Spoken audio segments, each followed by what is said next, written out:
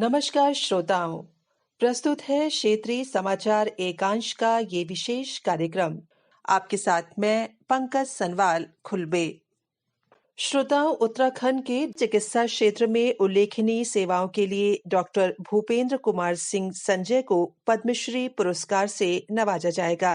इस पर उन्होंने खुशी का इजहार किया और कहा, मेरे लिए ये बहुत गर्व की बात है और मैं वैसे भी कहता हूँ, पद, प्रतिष्ठा, प्रशंसा, पैसा, प्यार, प्रोत्साहन, पुरस्कार पाने की सबकी कामना होती, सबको नहीं मिलता है, लेकिन उसको सौभाग्यशाली है। मैं भी उसी में आता हूँ कि मुझे ये राष्ट्र ने सम्मान दिया। बड़े गर्व की बात है मेरे लिए, मेरे परिवार के लिए। देखिए, मुझे अब पिछले से 40 साल कुछ हो गए हैं जब से ऑर्थोपेडिक का काम करते हुए, और अपने काम के माध्यम से ही समाज की सेवा करना और राष्ट्र की सेवा करना मैंने अपना ध्येय बना लिया। वही मैं कर रहा हूँ। जो आज ये अवार्ड मिला है या कल जो रात में अवार्ड मिला है, ये हमारे लिए जिंदगी का सबसे बड़ा अवार्ड है। मैं सर यही कहूँगा उत्तराखंड वासियों से और अपने देशवासियों के कि काम को हमें पूजा बनाना चाहिए, और काम से ही हम परिवार की सेवा कर सकते हैं, समाज की सेवा कर सकते हैं और राष्ट्र की सेवा कर सकते हैं। और राष्ट्र सेवा से बड़ा कोई काम नहीं होता है। हर आदमी राष्ट्र के निर्माण में अपना योगदान दे सकता है, और काम एक बहुत अच्छा माध्यम है। काम को और अपनी सेवा का जो माध्यम से जो लोगों के संपर्क में आए, चाहे वो रोगी हों या उनके रिश्तेदार हों, मैं इसी को श्रेय देना चाहूँ। वहीं कृषि क्षेत्र में सराहनीय योगदान के लिए प्रगतिशील किसान प्रेमचंद्र शर्मा को भी पद्मश्री के लिए चुना गया है। प्रेमचंद्र शर्मा पहाड़ में अनार की खेती में अभिनव प्रयोग के लिए मशहूर हैं। और आइए श्रोताओं, अब जानते हैं कोविड-19 की स्थिति के बारे में। देशव्यापी कोविड टीकाकरण अभियान के अंतर्गत 20,29,000 से अधिक लाभार्थियों को टीके लगाए जा चुके हैं। भारत ने कोरोना के विरुद्ध संघर्ष में एक महत्वपूर्ण पड़ाव पार कर लिया है।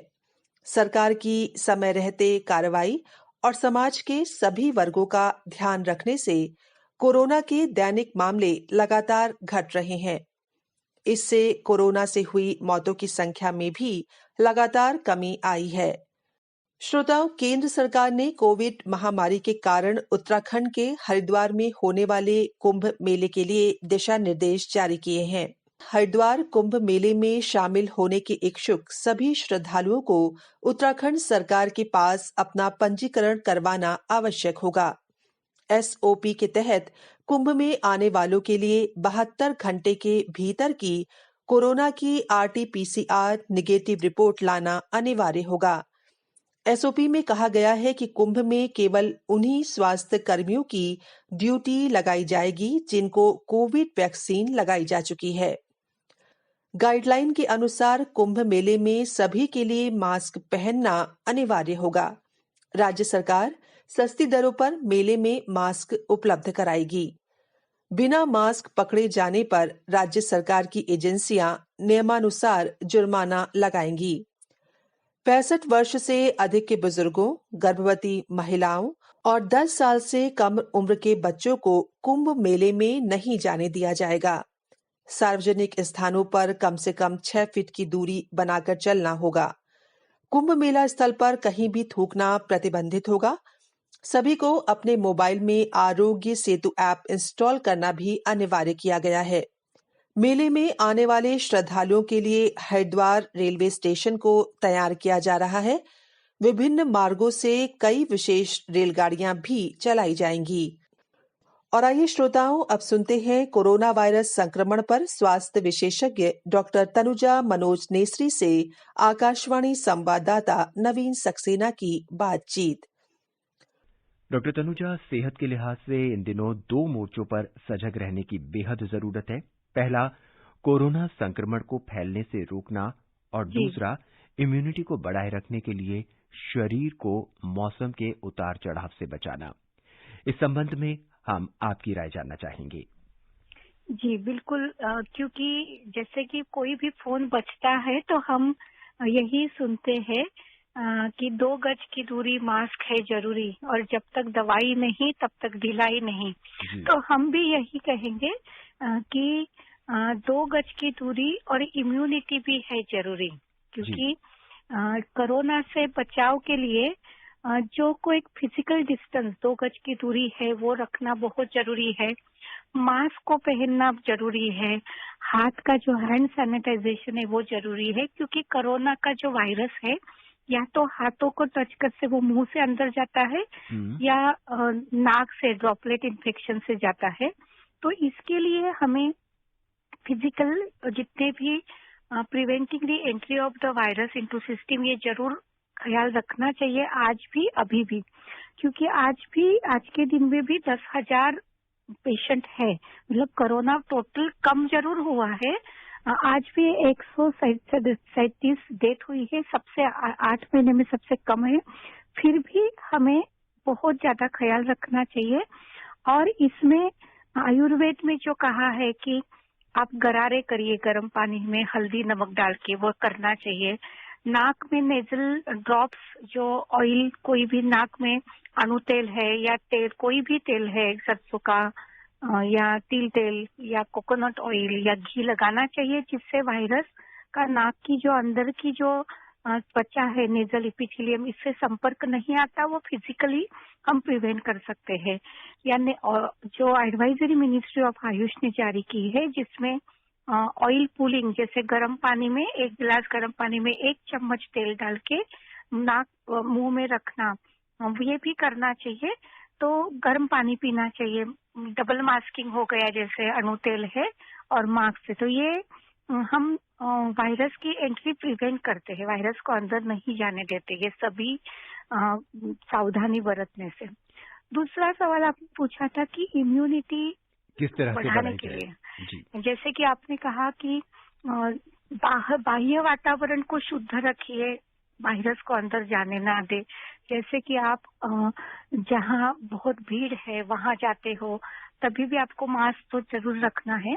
लेकिन अपनी इम्यूनिटी को अगर मजबूत रखना है, तो जो आयुष मिनिस्ट्री ने जितने भी इम्यूनिटी बढ़ाने के, इम्यूनिटी को मजबूत रखने के, इम्यूनिटी बढ़ाने से भी ज्यादा हमारी जो व्याधि प्रतिकारक क्षमता, संरक्षण क्षमता को मजबूत रखना बहुत जरूरी है।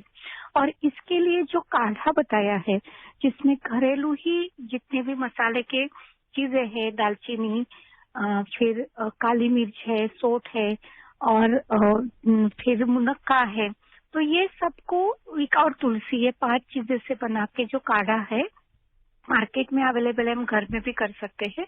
तो ये मसाले वाली चाय में डाल के या चाय जरूर लेना चाहिए, हर्बल टी के तौर पे सुबह शाम।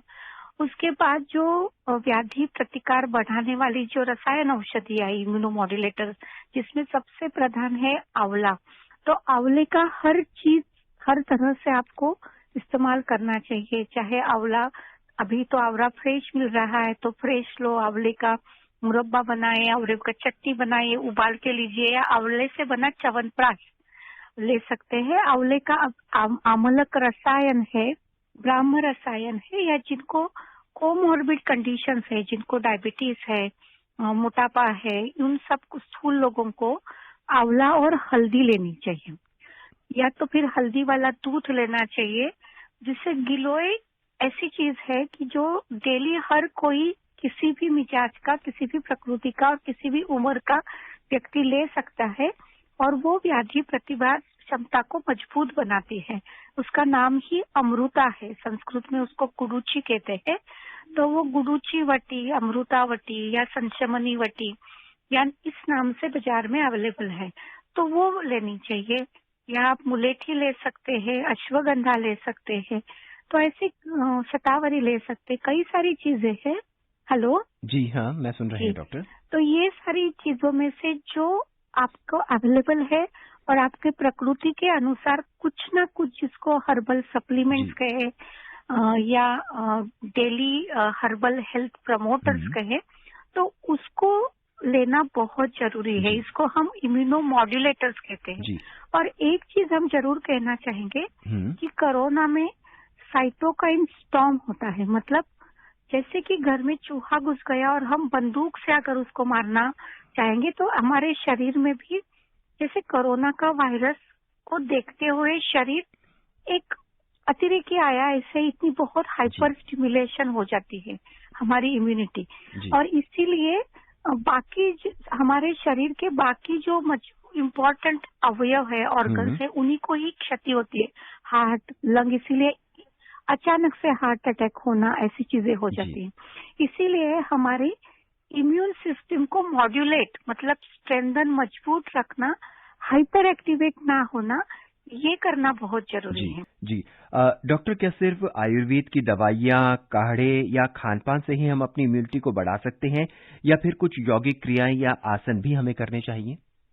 हाँ, ये बहुत अच्छा सवाल है आपका, क्योंकि ये एक हमारा जो हर एक व्यक्ति है, वो एक मन, आत्मा और शरीर, मतलब मेंटल, फिजिकल और स्पिरिचुअल वेलनेस है कि से बना, मतलब तीनों से बना है, और तीनों वेलनेस बहुत जरूरी है। तो हम यही कहते हैं कि ये एक होलिस्टिक, ओवरऑल सबकी इम्यूनिटी बढ़ाना बहुत जरूरी है। इसीलिए आयुर्वेद के साथ साथ योग भी करना चाहिए। मतलब एक हमारी दैनंदिनी में अच्छा बदलाव लाना चाहिए, संतुलित होना चाहिए, आहार संतुलित होना चाहिए, इम्यूनिटी बढ़ानी चाहिए, इम्यूनोमोड्यूलेटर्स लेने चाहिए। लेकिन उसके साथ साथ अगर रोज आप 30 मिनट तक योग करते हैं, प्राणायाम करते हैं, थोड़ा चलते हैं और रिलैक्सेशन करते हैं, तो आप मानसिक और स्पिरिचुअल लेवल पे आप अपने आप को सक्षम और मजबूत समझते हो। इसीलिए योग को करना बहुत ही जरूरी है। वो आपके रेस्पिरेटरी सिस्टम को भी मजबूत रखती है।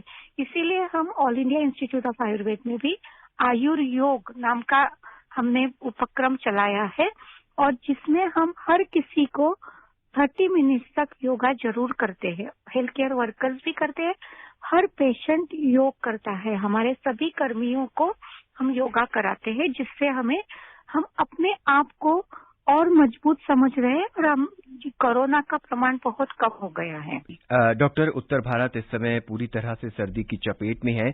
सर्दी के इस मौसम में हम अपने स्वास्थ्य को कैसे इम्प्रूव कर सकते हैं ताकि हम कोरोना से बच सकें? जी, ये बहुत अच्छा है, क्योंकि अभी सर्दी जब होती है, बाहर में शीतता अधिक है, तो अपने शरीर को मजबूत करने के लिए एक तो सबसे पहले गर्म पानी पीना चाहिए, फिर सोंठ, काली मिर्च और पिपली जैसे तीनों मिला के त्रिकटु आता है, उसको अगर मध के साथ, हनी के साथ, शहद के साथ लिया तो वही भी आपको सर्दी, खांसी, जुकाम से बचे रहना चाहिए। गर्म कपड़े डालने चाहिए। लेकिन जितनी भी मसाले वाली चीजें हैं, वो मसाला आप ले सकते हैं। इस समय आपको सूखी चीजें, ठंडी चीजें, सूखी चीजें से परहेज रखना चाहिए। रात को फल, दही, दूध ये मत लीजिए। जो भी लेंगे वो गर्म ताजा ले लीजिए, ये बहुत जरूरी है। और आपको घी, तिल का तेल, सरसों का तेल, सरसों का साग, ये गर्म मिजाज की चीजें आप अभी ले सकते हैं, जिससे आपके शरीर के अंदर की गर्मी आप रख सकते हो। जी डॉक्टर, इस कार्यक्रम में आने के लिए आपका बहुत बहुत धन्यवाद। थैंक यू, धन्यवाद। इसी के साथ श्रोताओं, हमारा आज का कार्यक्रम यहीं पर समाप्त होता है। नमस्कार।